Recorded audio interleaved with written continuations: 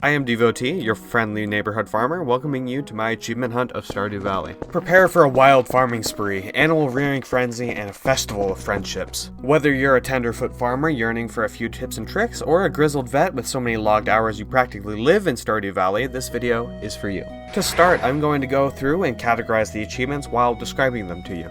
First off, we'll sift through the money-related achievements, aptly named Greenhorn, Cowpoke, Homesteader, Millionaire, and Legend. In this category, coin is king, but remember not to hurt yourself while doing the money backstroke. The Legend achievement may be the only one that gives you a run for your money, pun intended. Next up, we're getting our feet wet literally with the fishing achievements. Welcome to Fisherman, Mother Catch, Old Mariner, and Master Angler. Sure, Fisherman and Mother Catch are pretty much just one cast away, but don't get too cozy. The real catch is Master Angler. Just aim to catch one of every fish species. There's no need to empty the ocean of all life. Or is there? Because what the fuck is that thing? It's time to get neighborly with the Help Wanted achievements, Gopher, and A Big Help. These require you to finish 10 and 40 quests from the board outside of Pierre's General Store, respectively. Now, let's turn to villager relations. A new friend, best friend, clicks, networking, popular, and the beloved farmer. We all know real-life socializing can be tough, but in Stardew Valley, friendship is just a few gifts away. Jesse, it's time to cook! Introducing Cook, Sous Chef, and Gourmet Chef. The ultimate achievement is to cook every recipe available in the game. Crafting is up next, where we have DIY, Artisan, and Craft Master. The goal here is simple: craft every item on the list. Our 7th category is all about home and family, moving up, living large, and full house. Watch as your one-room cabin transforms into a cozy homestead, and then, why not, start a family of snot-nosed little turds like you. The 8th category is collections. Treasure trove, a complete collection, monoculture, and polyculture. Help the lazy Gunther reclaim his lost artifacts and test your green thumb with a variety of crops. Our 9th category is all about giving back to the community via the community center, local legend, or Joja Member of the Year. Decide between helping a fledgling community or sell your soul to our new corporate overlords. In our 10th category, you must prepare yourself to face Prairie King and Vector's Challenge. Journey of the Prairie King is one of the Saloon's arcade games where the Wild West meets romance. Finally, we have the miscellaneous achievements category: Mystery of the Stardrops, Protector of the Valley, Master of the Five Ways, Singular Talent, and The Bottom. These may sound intimidating, but every hero needs a challenge, right? Now, let us rewind to the beginning when I was a clueless city slicker with no idea as to how to operate a watering can. So there I was, fresh off the bus, staring down the wild beast that was my soon-to-be farm. Amidst the chaos of twigs, rocks, and who knows what else, I rolled up my sleeves and started hacking away, trying to make sense of my new life as a farmer. Watering my crops became a daily affair, and a necessary one at that, for those struggling plants weren't going to water themselves. As I ventured away from my farm, I found myself hobnobbing with the locals and found my way into Gunther's dusty and empty museum. The go-getter was all too happy to unload the task of relic hunting onto me, but hey, what's a little extra workload for a fledgling farmer anyway?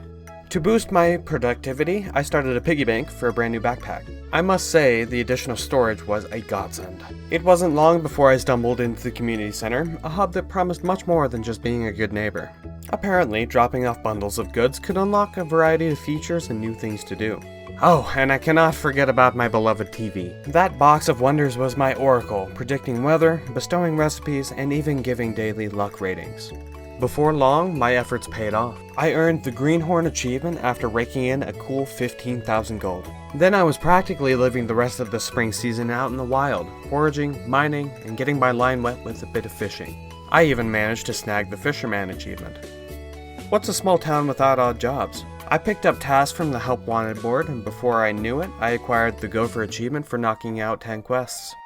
I was feeling particularly business savvy, and I decided to spend my entire fortune on 140 blueberry seeds, not forgetting to snag one of each crop needed for the community center.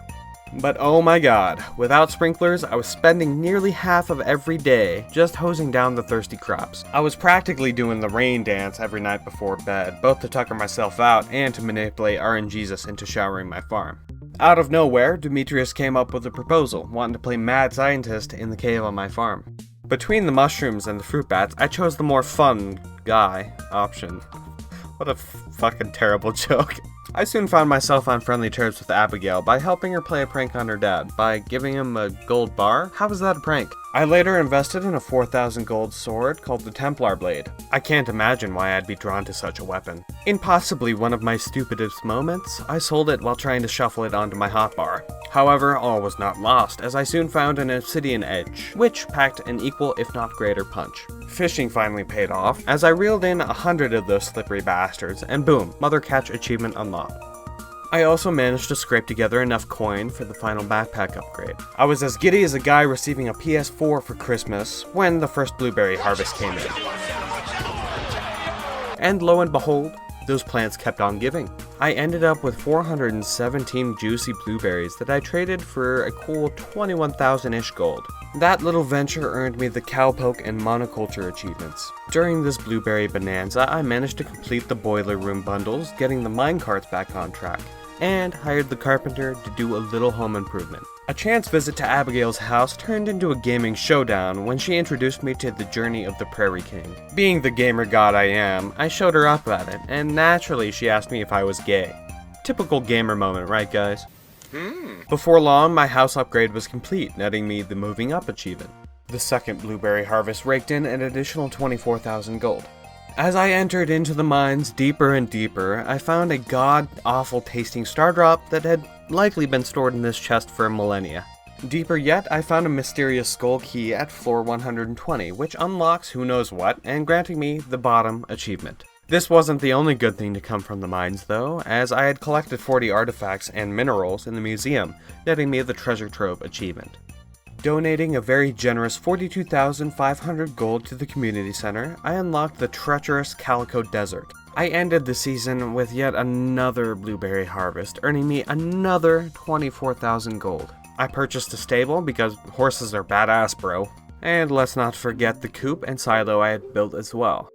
And so, my friends, as autumn leaves began to fall, I found myself contemplating an age-old question: who to woo for the sake of procreation? While every lady in the valley had her own charm, it was our amethyst-loving, video gaming lass Abigail. While I do love gingers, sorry Leah and Penny, this betrothal was one of convenience, as I had the most hearts with Abigail. I kicked off the season by going all in on a grand total of 139 pumpkin seeds, and thanks to my trusty sprinklers, I didn't break a sweat watering them. My prayers for rain last season were not answered, so in my hubris, I made my own rain. Charming Abigail was a cinch with a steady supply of her favorite purple gemstones. When she hit 5 hearts with me, I was the proud holder of the A New Friend achievement. During one of my near-daily strolls through town, I came across Mayor Lewis and Robin putting up a new request board, complete with bigger, more challenging tasks than those found at Pierre's shop. I made the bold decision to venture into the Skull Cavern in the desert and promptly got my ass handed to me on a silver platter. Lesson learned: never step foot in a place called Skull Cavern without plenty of food and a good sword. Lucky for me, the healthcare system in Stardew Valley is top-notch. If I had taken such a beating in the United States, I'd owe the very limbs that got fixed. The first batch of pumpkins brought in a whopping 55,000 gold, earning me the Homesteader and Singular Talent achievements for both raking in 250,000 gold total and hitting level 10 in farming. The second batch added another 38,000 to the old crusading coffers. The highlight of the season had to be the Stardew Valley Fair. Good times, good food, and a fishing minigame that's more like a star token printing press. I strutted my stuff with a grand display of choice items, nabbed first place, and walked away with a bonus 1,000 star tokens. I even got my hands on a star drop, though its peculiar storage methods left it tasting less than optimal. Somewhere along the line, I got the carpenter to build a barn for me. Can't be a farmer without a few cows, right? On one of my visits to Abigail, we dabbled in a bit of the occult with a Ouija board. The board slowly spelled out I Heart DEV, terrifying me since there is no such thing as a ghost, so clearly Abigail was manipulating the planchette. The next day I purchased a bouquet from Pierre and presented it to Abigail, and very surprisingly, she said yes. Eventually, Gunther finally did something useful and gave me the key to the sewer. What a shitty reward! I entered the sewer and met a friendly dark spirit named Krobus. This mysterious merchant had an array of unique items for sale. My house got another upgrade, and my varied catch of 24 fish species reeled in the Old Mariner achievement for me. Before I knew it, I was living large with the biggest house in town. And so, as the first flurries of winter kissed the ground, I found myself with a cool 10,000 gold jingling around in my pockets. I made some headway with the community center, fixing up the forage room and unlocking the quarry. I kept up my courtly duties and reached the pinnacle of friendship, netting me the Best Friends achievement. Down in the murky depths of the sewer, Krobus and I brokered a deal that landed me a star drop for the handsome sum of 20,000 gold. It wouldn't be a surprise if I told you that devouring something that's been languishing in a sewer for eons isn't exactly a gourmet experience. The quiet season gave me plenty of time to polish up my angling skills. I went from a modest level 6 to a fishing master at level 10 in what felt like the blink of an eye. I paid a visit to the carpenter to upgrade my coop, looking to expand my feathered family. As the snowflakes fell, my mining expertise also hit level 10. Winter may be cold, but it does offer a break from the monotony of agriculture. The dawn of the second year saw me sitting pretty with 10,000 gold, ready to tackle whatever Stardew Valley could throw at me. With the Skull Cavern's menace looming, I began stockpiling cheese like the US and the USSR with nukes. Each season's start was celebrated with a customary spree at Pierre's, picking up 15 of each seed in the pursuit of the polyculture achievement. On a serendipitous rainy day, I snagged a mermaid's pendant from an old mariner on the beach for only 5,000 gold. Abigail's eyes lit up the moment I handed it to her, and 3 days later, we tied the knot. Fishing remained my go-to leisure activity throughout the year. While exploring a cave, I found a remarkable helmet, which I proudly adorned for the rest of my solo journey. Crafting various items without any specific goal, I chanced upon the DIY achievement for creating 15 different items. After completing 40 requests, I received the Help Wanted achievement. The joy of impending parenthood hit me one night when Abigail approached me about a baby. I managed an I guess, which was quickly overshadowed by the thrill of hitting level 10 in combat. Tough night of domestic violence, I guess. I also added a feather to my cap by mastering foraging and gaining the Master of the 5 Ways achievement. I found a secret note in the terrible Skull Caverns. Someone was waiting for me on floor 100. Waiting for the luckiest of days, I armed myself with bombs, stairs, and a hefty dose of courage. It was a blitzkrieg through the rocks, ignoring shining distractions, and making a beeline to my goal. At floor 100, I met Master Chi, who offered me a unique beverage, iridium snake milk. Surprisingly, it was tastier than the star drops that I had before. One last mineral to be discovered, I learned it was jaguite, and mined geodes until I got it. A new bundle of joy, our baby boy Gustavus, entered our lives. Named for the Swedish king who stood for Protestantism, and absolutely not a nod to Gustavo Fring, the man who battled the DEA for his beloved fried chicken. I finally finished the community center, the ultimate achievement, and a new shiny badge of honor, local legend. The final artifact hidden in the desert turned out to be a bizarre yellow doll. But hey, it got me the coveted A Complete Collection achievement. Alright Gunther, put your dukes up brother, I've had it with you. Chasing down each villager was more exhausting than fighting off monsters in the mines. A feature to track down folks like a mountain blade would have been a godsend. Nevertheless, my efforts paid off, and I received the Clicks achievement. My wife, Abigail, gifted me a star drop at 12.5 hearts. Being around her during that moment made the experience tolerable. I guess we're going to be getting to know each other a little bit better. Speaking of which, we welcomed our second bundle of joy, Victoria, named for the Queen of England and not the video game at all. The Empress of India's birth won me the Full House achievement. More crafting escapades got me the Artisan achievement. I found a powerful galaxy sword using a prismatic shard, a significant boost to damage output. The Adventurers Guild had a few more tasks for me.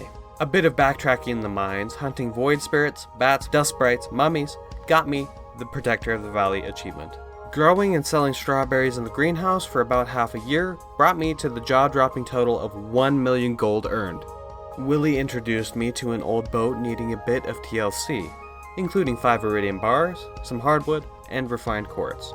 Access to the island was granted, but it was far from the paradise I had imagined. It was a labyrinth that slowly unlocked as I acquired and spent golden walnuts.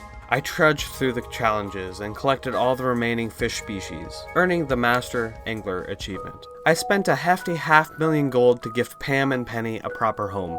Grandpa's spirit returned to me at the dawn of the new year, commending my efforts. His words filled me with a sense of accomplishment and closure. It was a debt repaid to the man who had done so much for me. I'm not crying. You're crying. The arrival of my third spring in Stardew Valley signaled a change in priorities. My checklist was topped with procuring the remaining star drops and cozying up to the villagers to snag their favorite recipes in the mail. Tackling the list of items to craft was next, but that's when I discovered that I was missing some of the crafting recipes. The elusive deluxe scarecrow, which is unlocked only after amassing all 8 of the rare crows. A visit to the wandering trader bore fruit, quite literally, in the form of a rare seed which I promptly planted in the sanctuary of my greenhouse. The jungle and Leo's tree house became my next destination, where a parrot played guide to my golden walnut hut. During a breather from the walnut chase, I popped into the saloon for a cold one. Elliot decided to join me, a round of beers on him, and he suggested that I raise a toast. Everett the diplomat, I shouted, "To Pelican Town!" This gesture elevated my status in everyone's eyes and clinched me the popular achievement. The golden walnut hunt finally ended at the 100 mark, opening up the mysterious realm of Mr. Chi's golden walnut room. This room offered challenges that reward you with chi gems, redeemable for crafting recipes and power-packed items. These trials were no cakewalk and demanded a hefty chunk of time and dedication. A whopping 140 chi gems were required to unlock all of the crafting recipes. Joy came in the form of the sweet gemberry finally maturing. I made a beeline for the statue in the secret woods, delivering the sweet gemberry to the statue. Thankfully, I no longer had to eat any shit-tasting star drops as I acquired the mystery of the star drops achievement. The constant gift-giving, however, began to wear on me. I gifted Linus a coconut, elevating our relationship to the 10 heart mark. This made him the 8th villager to join the 10 heart club and handed me the beloved farmer achievement.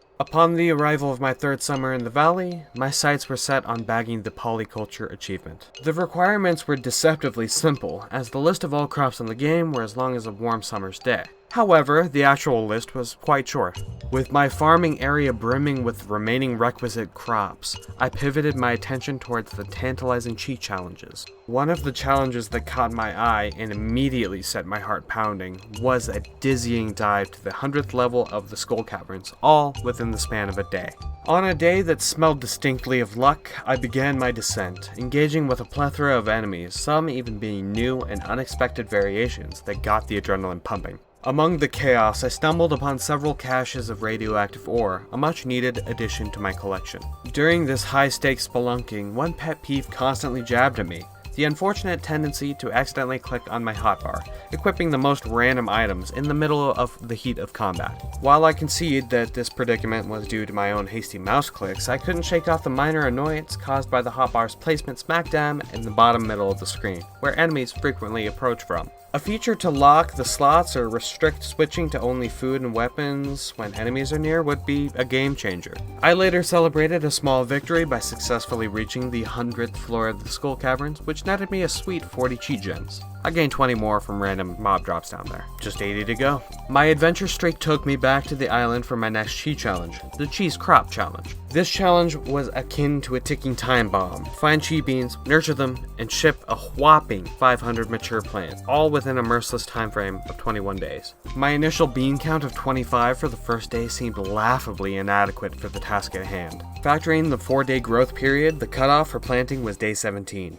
My math painted a grim picture. An optimistic daily average of 15 beans would still leave me 245 beans short at the end. In this race against time, my saving grace was the humble seed maker. One chi fruit in the seed maker typically gave me 2 chi beans. Starting with 32 chi beans, I could go through 4 cycles of seed making and meet my goal. Thanks to the magic of math, the daunting challenge was vanquished successfully. With that accomplishment under my belt, I dedicated the remainder of this season to crafting whatever my hands could lay on. Commencing this session, I was armed with a burning desire to conquer the remaining achievements. The previous night saw me poring over lists, meticulously assembling a catalog of the items I have yet crafted. Sure, the wiki already had a handy list of cooking ingredients, and I could have simply borrowed that and marked off the items as I gathered them, but I didn't know that. There were still a few elusive recipes that required me to win over Sandy, Willie, and Leo. My field saw the addition of 15 beet plants, which upon harvesting were promptly shipped off, marking my victory in the polyculture achievement. With every recipe under my belt, my entire concentration honed in on rounding up the necessary ingredients. This called for several judicious leaps forward in time in the ensuing months to hasten the proceedings. My reward was a swift cascade of titles from Craftmaster to Cook, quickly up to Sous Chef, and culminating in the Grand Gourmet Chef. Setting out in this session, my final two achievements that my single-player journey aimed to conquer were Prairie King and Fector's Challenge. Firstly, I would like to acknowledge Journey of the Prairie King as an impressively entertaining sidetrack, with the Prairie King achievement being quite a breeze. The game mechanics are plain sailing, and the controls sync effortlessly to the foot-tapping melody. When faced with Fector, position yourself top of the screen here, and unleash your fire straight downwards. This strategy shields you from Fector's bullets, barring the few times that he does decide to move. Next, let's shift our focus to an achievement that had me hooked 4 times longer, clearing the game without a single death. There was only one strategy that I haven't previously mentioned that helped me conquer Fector's Challenge, save scumming. Despite its infamous reputation, given the towering difficulty, it didn't seem like a terrible plan. Essentially, I'd survive a couple of levels without death, exit the arcade game, and secure my progress by progressing a day. This strategy saved me from restarting the entire game from scratch every time I died. Regardless of your chosen strategy for this challenge, save scumming or not, I applaud your grit and I am fully convinced of your potential to triumph. During our team gaming sessions, the primary objective was straightforward: acquire wealth. We chose to tread the Joja route for the community center, aiming to clinch the achievement for its completion. Yet our ultimate aspiration was far more audacious: to amass an astounding 10 million gold on a single save file over time. When assistance did come my way during this run, the moments were truly enjoyable. I have gifts for both of you. Fuck. I meant to give it to you, not use it. God damn it! But, to be honest, the majority of this journey I sailed solo, leaving me with a bit of frustration given that some people claimed they wanted to join for the multiplayer. It was a slow build, over 7 sessions, gradually mounting until I finally became enraged. Along the way, I unearthed a clever exploit. When the seeds are sold back to Pierre for half price, the game counts this in your farm's earned gold.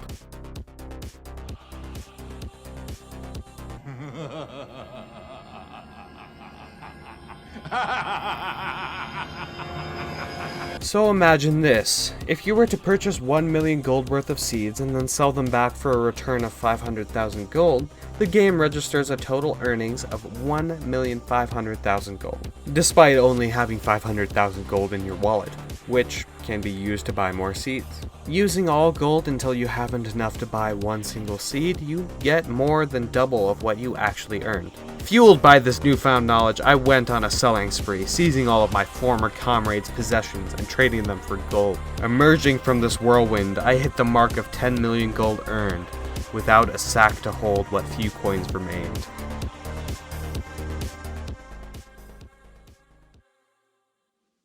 And so, my friends, we have conquered yet another game.